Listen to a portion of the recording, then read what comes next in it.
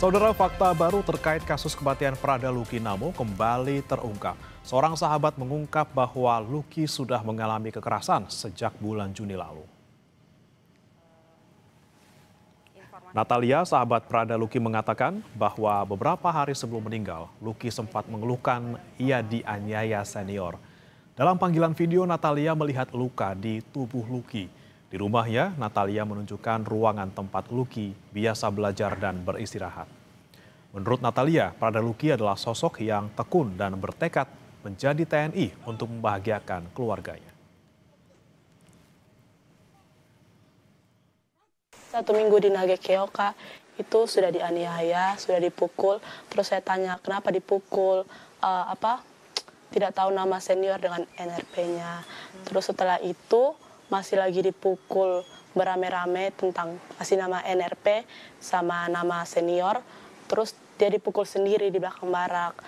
Terus lagi yang bulan Juli kemarin kalau tidak salah, itu dia dipukul.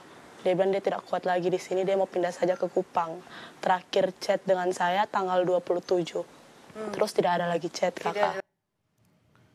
Peradilan kasus kematian Prada Luki Namo dianiaya seniornya menarik perhatian masyarakat Kupang, NTT. Dari tokoh agama, mahasiswa hingga warga mengikuti proses sidang yang digelar secara terbuka di Pengadilan Militer Kupang. Lantas apa harapan masyarakat NTT? Berikut liputan jurnalis Kompas TV, Niputu Trisnanda, Citos Natun, dan juru kamera Roy Ilman dari Kupang, Nusa Tenggara Timur. Kematian Prada Luki Namo menjadi sorotan, saudara. Bukan hanya oleh keluarga ataupun kerabat terdekatnya, tapi seluruh masyarakat. Lantas apa harapan yang ditaruh oleh masyarakat dalam proses hukum yang tengah berjalan? Ikuti saya.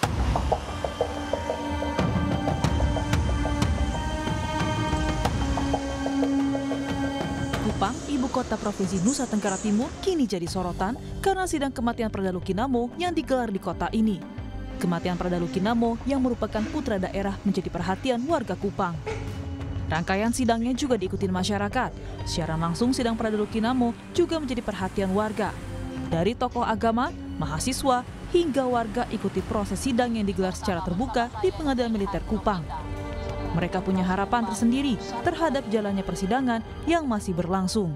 Kami dari masyarakat harapannya setidaknya yang menjadi pelaku terhadap kematian almarhum Prada Luki yang telah sementara mengikuti sidang, harapannya sama dengan harapan keluarga, bahwa pelaku atau terdakwa itu harus dihukum sesuai dengan ketentuan undang-undang, dan harapan keluarga sama dengan masyarakat itu sampai harus dipecat.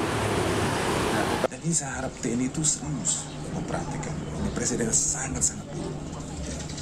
Jadi saya secara pribadi menaruh harapan yang penuh pada hakim, karena hakim akan memutuskan ya, setelah melihat fakta persidangan.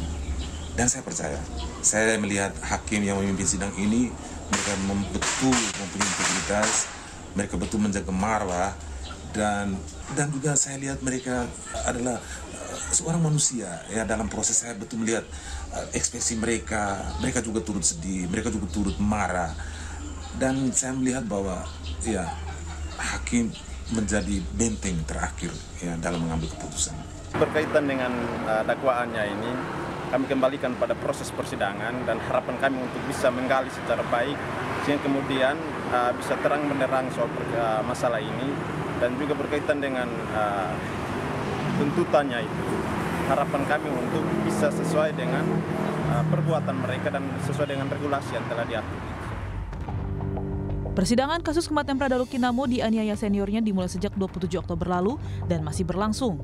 22 terdakwa sudah diperiksa, saksi-saksi juga sudah dihadirkan, termasuk keluarga, kerabat, dan dokter yang sempat merawat Prada Luki.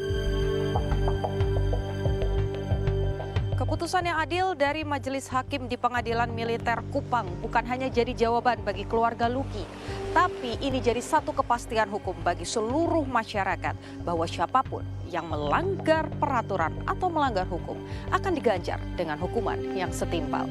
Niputu Trisnanda, Roy Ilman, Citos Natun, Kompas TV, Kupang, Nusa Tenggara Timur.